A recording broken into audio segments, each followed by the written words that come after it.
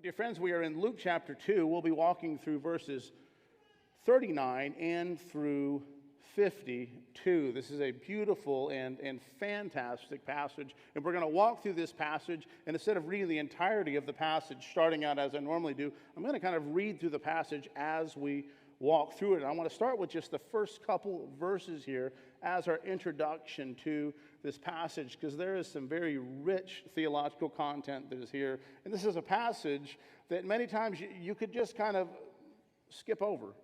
You could just kind of read through and say, okay, this is what happened during this time in Jesus' life, and then let's move on to the good stuff. And there really is some good stuff coming up, but I want to make sure that we spend some time here and really glean all that the Lord is sharing with us here within this deep and rich passage. So let's look at those first two verses, verses 39 and 40 in Luke chapter 2. And it says, "And when they had performed everything according to the law of the Lord, they returned into Galilee, to their own town of Nazareth.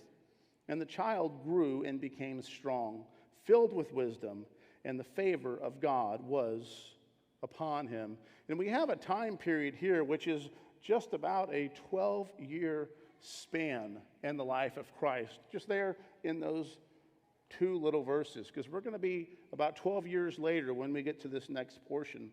This is actually one of the first verses that I remember learning as a young child, that Jesus grew in wisdom and in stature. I learned that as a young child. That was the NIV that I learned that particular verse in. So you may see me interjecting NIV as I go through this, as sometimes I will even interject King James Version, because at other times I had learned that as a child. But we see the humanity of Jesus.